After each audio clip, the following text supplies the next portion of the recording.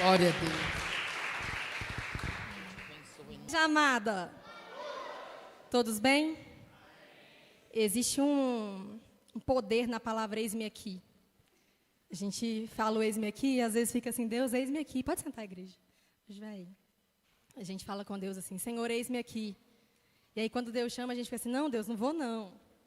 Mas eu aprendi que a gente tem que ir sim. E não é sobre nós, não. O tema que eu peguei foi um tema, assim, chamava As Propostas de Faraó. E aí, quando eu recebi, a primeira coisa que eu fiz foi mandar a pastora Janaína, né? Pastora, como assim, as propostas de Faraó?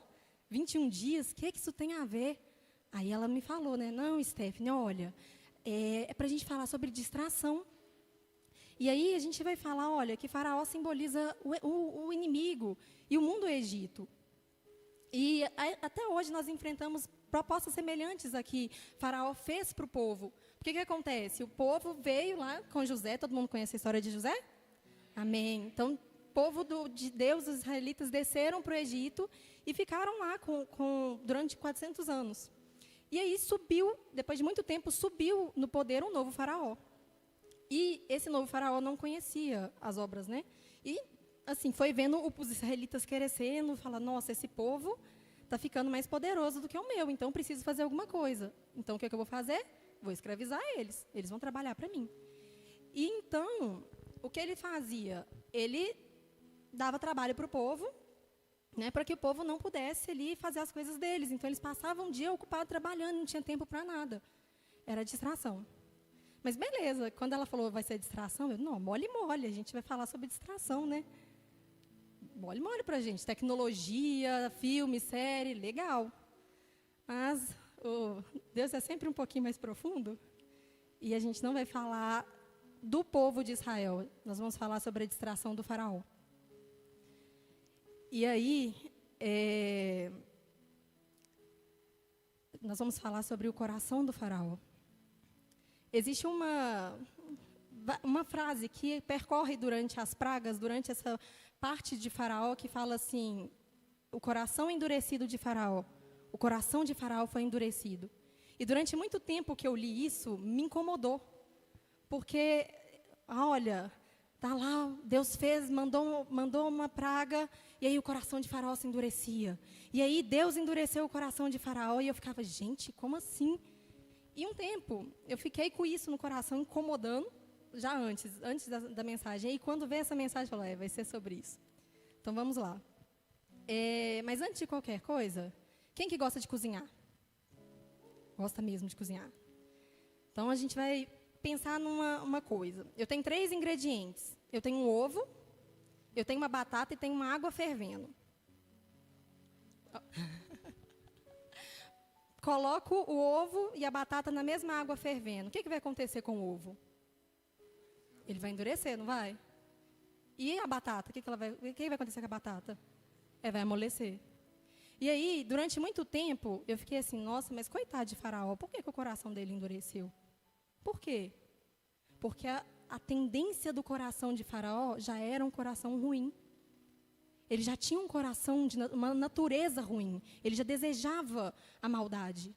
Ele corria para a maldade. Enquanto muitos outros corriam para... Davi, por exemplo, um homem segundo o coração de Deus, ele tinha um coração mole, quebrantado.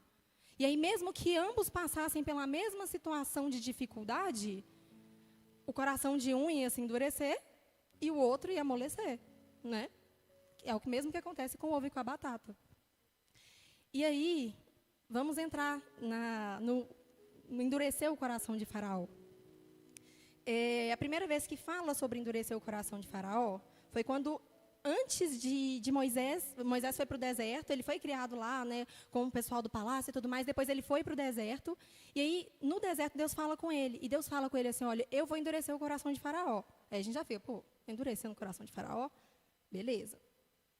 E aí, a segunda vez que fala sobre endurecer o coração de Faraó foi quando Deus manda, então, Moisés, vai lá, leva Arão, já que você não tem coragem de falar, leva Arão vai falar por você, que é o irmão dele, e leva ele e fala com o Faraó, olha, deixa o meu povo ir, Faraó. E aí, se ele não acreditar, faz o seguinte, pega a vara e joga lá que ela vai se transformar numa serpente. E foi o que aconteceu. Só que aí, o que Faraó fez?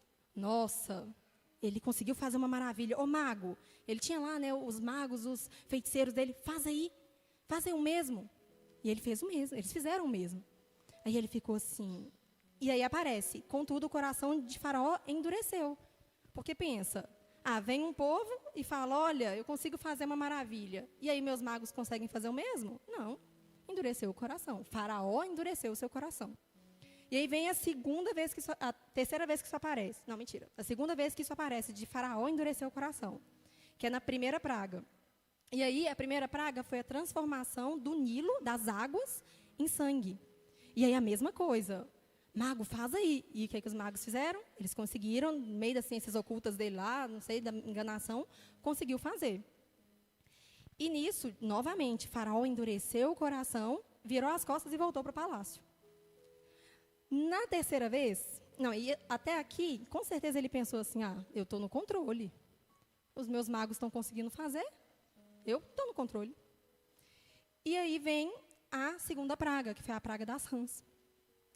E aí, o que acontece? Aqui tem um ponto que chama muita atenção, que assim que acontece, vem as pragas, e aí Faraó manda chamar Moisés e Arão. E fala assim, olha, orem ao Senhor, para que Ele tire essas rãs de mim e do meu povo. Então eu deixarei o povo ir. Ora a Deus para mim. E aí, Moisés vira para ele e fala assim, tá bom, vou orar.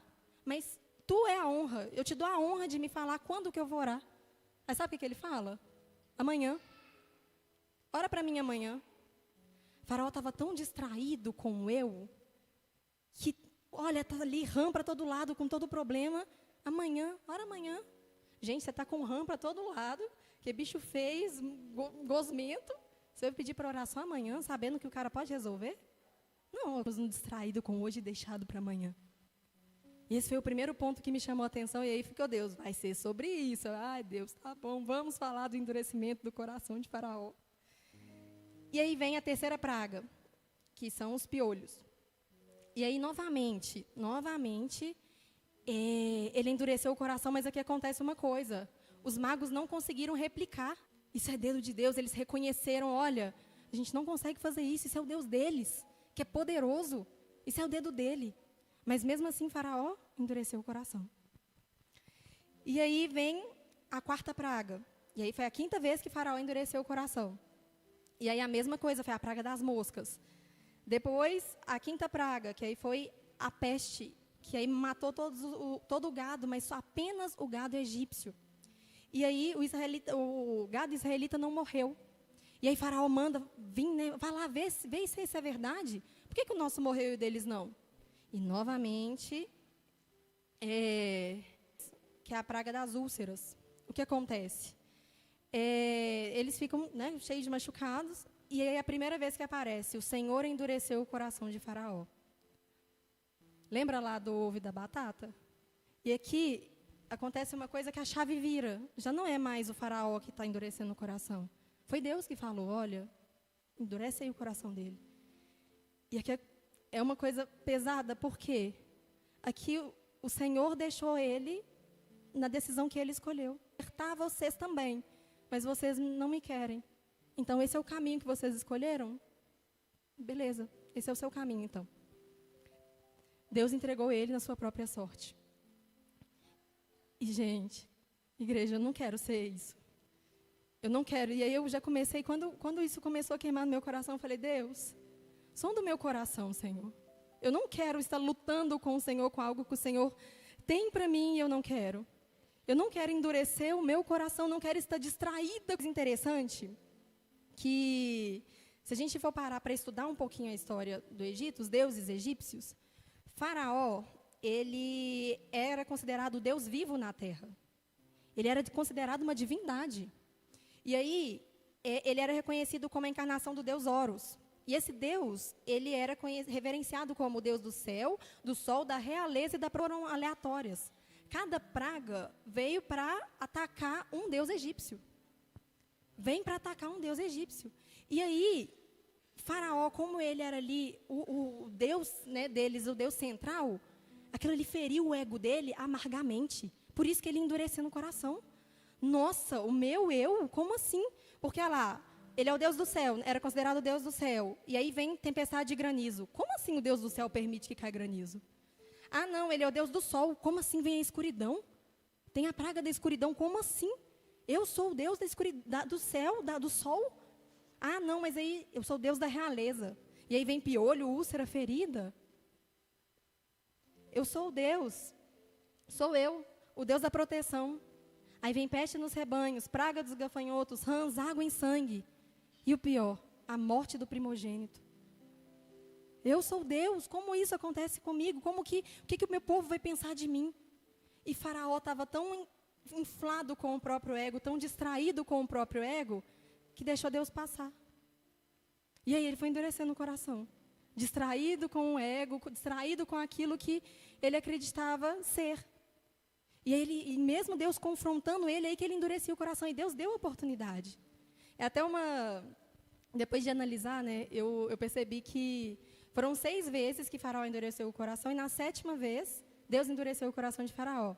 Eu não sei se dá um belo estudo depois, se faz algum sentido, mas Deus ele criou o mundo em 6 dias, e no 7º ele contemplou e aprovou aquilo.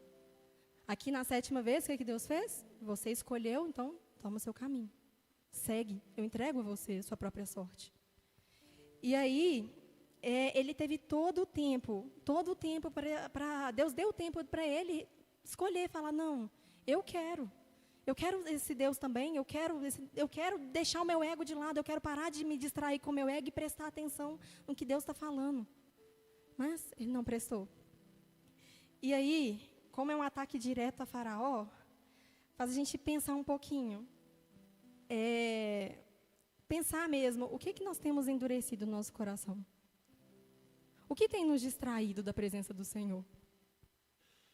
O que tem nos distraído? E aí a gente pensa muito na distração, como eu disse, né, que é muito falado e é verdade, isso distrai. Distrai ver um filme, distrai ver uma série, você passa muito tempo ali às vezes.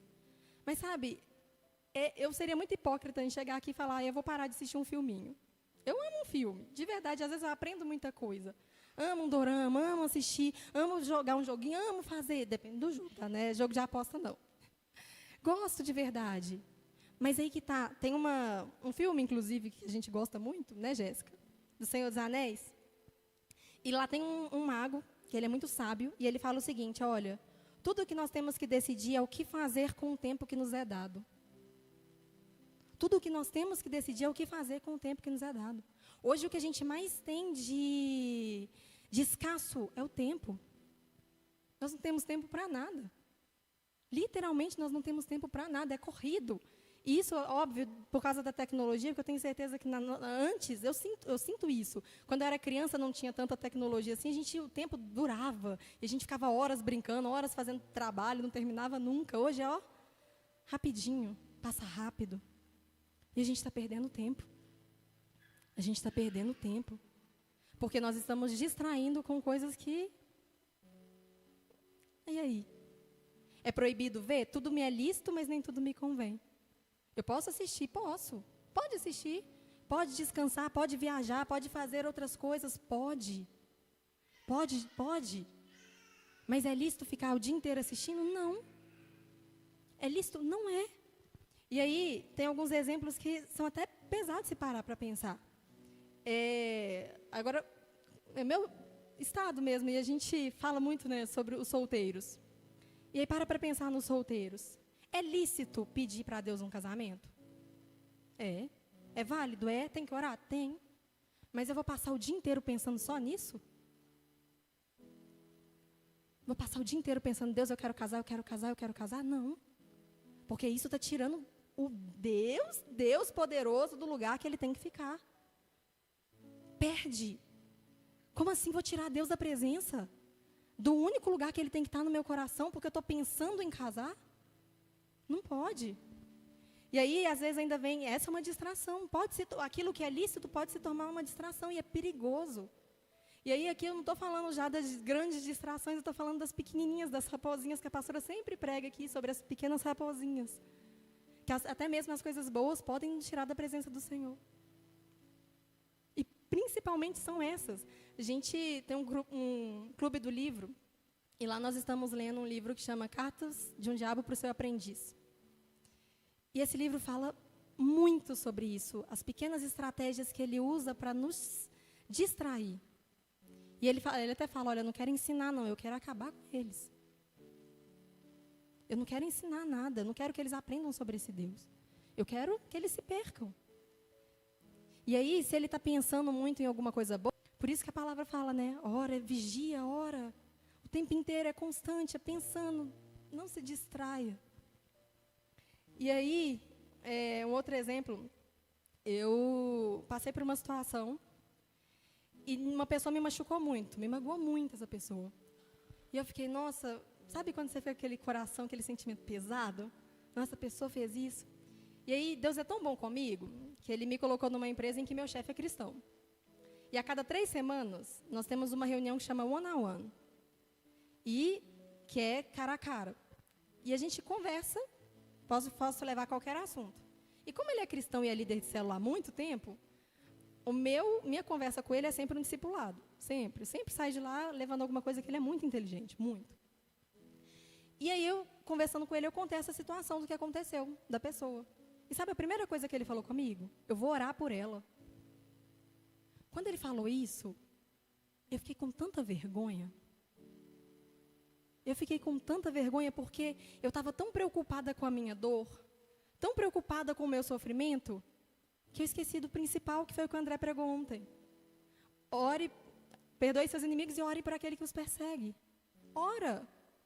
Eu estava tão preocupada, tão distraída com a minha dor, tão distraída com o meu sofrimento, que eu esqueci do principal, que era orar. Entregar, meu Deus, olha aqui essa pessoa, tem misericórdia dela, Senhor, não sabe o que ela está fazendo? Ajuda aqui, Pai. Ou então, abre meu olho se eu estiver errada, Senhor, eu estou distraída, que me ajuda. E aí, eu fiquei com vergonha. Mas amém, a gente se envergonha e entende, né, o que Deus quer falar. Um outro exemplo, esse, como a gente está falando sobre família, não tem como não falar dele, para os pais. É lícito você desejar que seu filho seja bem-sucedido?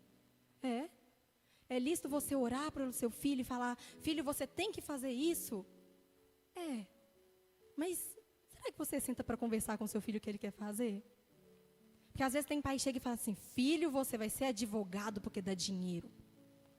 E aí seu filho está lá com o coração, nossa, mas eu quero tanto ser um enfermeiro, eu quero tanto cuidar de pessoas. E aí você está tão distraído em querendo dar o melhor para o seu filho, tão distraído querendo que seu filho faça algo, que você acaba perdendo o seu filho. Olha Faraó. No final, depois de todas as pragas, o que Faraó fez? Ele perdeu o seu filho porque ele estava distraído com o ego. Às vezes a gente está tão distraído com o eu que nós deixamos passar as pessoas importantes para a gente.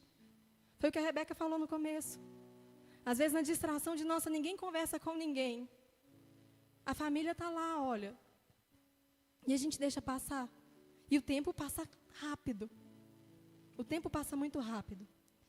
E às vezes, sobre isso, né, dos filhos, às vezes os filhos vai passar então uma vida, olha, não, meu pai quer que eu faça advocacia, então eu vou fazer.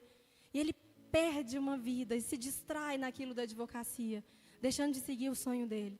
E às vezes até o propósito que Deus chamou ele para fazer. Porque ele está preocupado distraído em agradar o pai. Distração. E são as pequenas distrações lícitas. É lícito querer o bem para o filho. Mas a gente esquece disso. E aí, a gente fala muito sobre... eu vou beber água.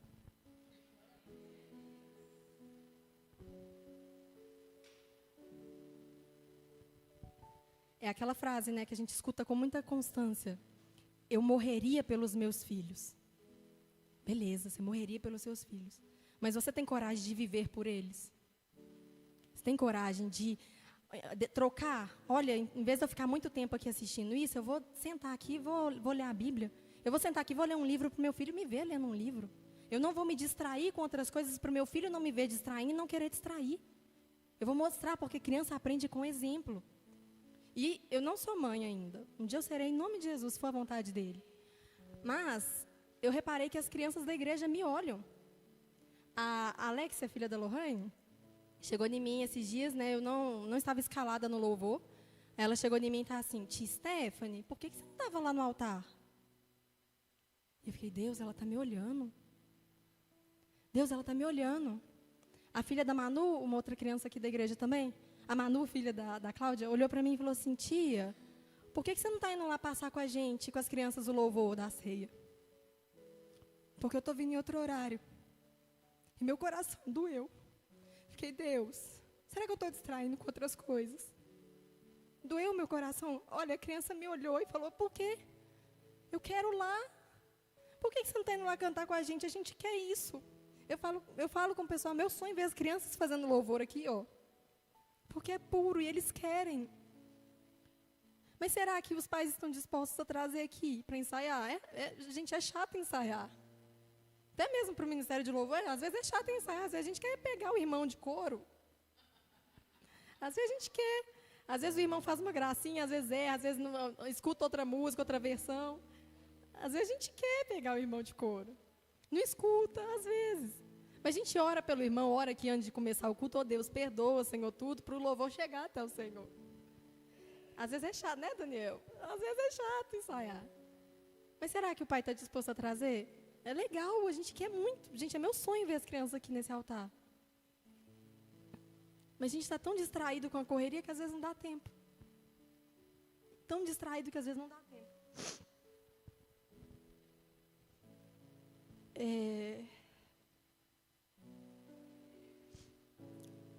No karatê, eu faço karatê.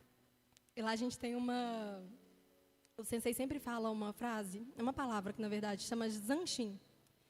E esse zanshin, o que é? É a gente estar em estado de alerta. A gente está em estado de alerta o tempo inteiro. Terminou de lutar ali, ó, não vai virar as costas, eu não vou abaixar a cabeça. Eu vou estar em estado de alerta, eu vou prestar atenção. Porque o meu inimigo pode vir de novo. Eu não vou me distrair. E a gente tem se distraído, igreja. O que Jesus fala conosco? Que a gente, olha, estejam alertas, tenham cuidado. Coloca para mim, Jéssica, Lucas 21, 34, por favor.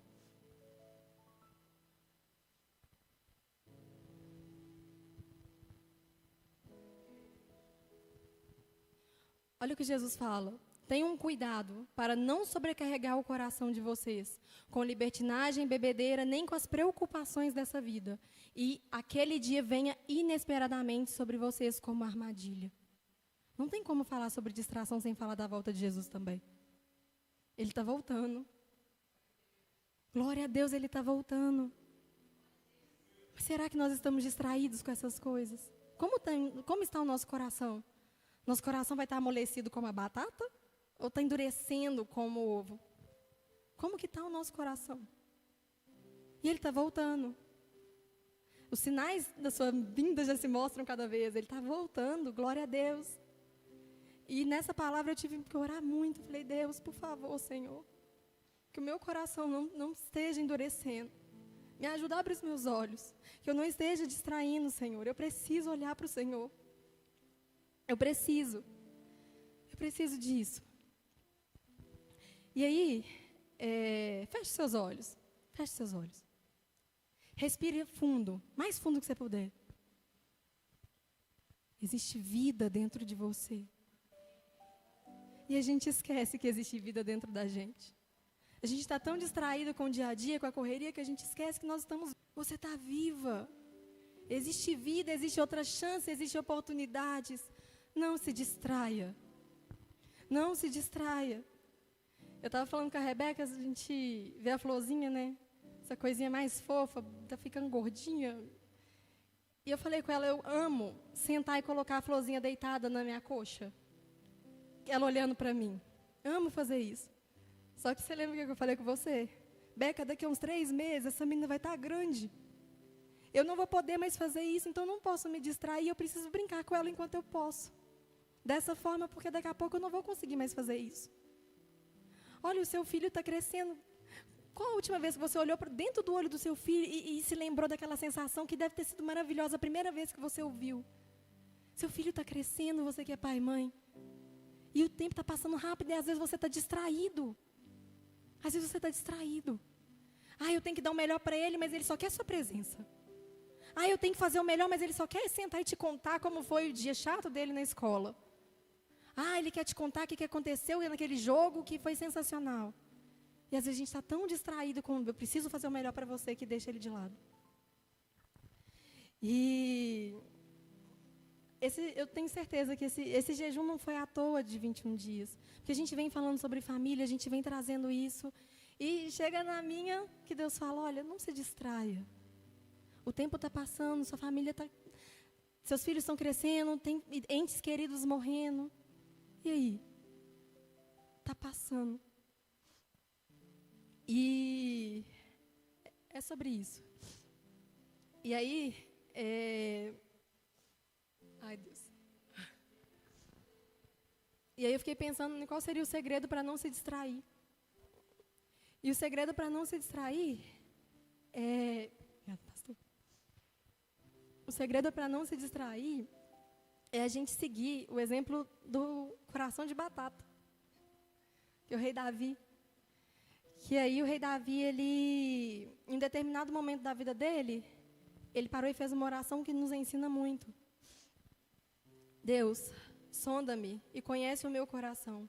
Prova-me e conhece os meus pensamentos, porque Deus sabe os nossos pensamentos. Vê se há em mim algum caminho mau. Guia-me pelo caminho eterno. E aí, quando a gente faz essa oração todos os dias, e olha, de verdade, todo mundo aqui vai se distrair durante o dia. Não tem uma pessoa aqui que não vai se distrair. Ninguém, é o nosso sonho passar o dia, na glória vai ser assim, passar o dia adorando ao Senhor, mas todo mundo trabalha, ninguém vai conseguir ficar o tempo inteiro ali, Deus, só orando. Não vai. É o nosso sonho, mas não vai. Em algum momento vai se distrair. E aí, o segredo é esse. A gente falar, Deus, sonda o meu coração, vê se há em mim algum caminho mau. Deus, se meu coração estiver endurecendo como o ovo, faz ele amolecer como a batata. Cuida aqui, Senhor, olha para mim. Trabalha em mim. Que eu não me perca, que eu não me distraia. Porque o Senhor está voltando. E eu não quero deixar os meus para trás, eu não quero me perder. Eu não quero. Eu quero falar um eis-me aqui sempre que necessário. E sempre. Eis-me aqui para o Senhor. Não estou distraída. Eu quero te ouvir. Eis-me aqui. É sobre isso. Então, de verdade, que essa palavra possa confrontar vocês assim como ela me confrontou. Não se distraia, igreja. Jesus está voltando. Não se distraia. Em nome de Jesus.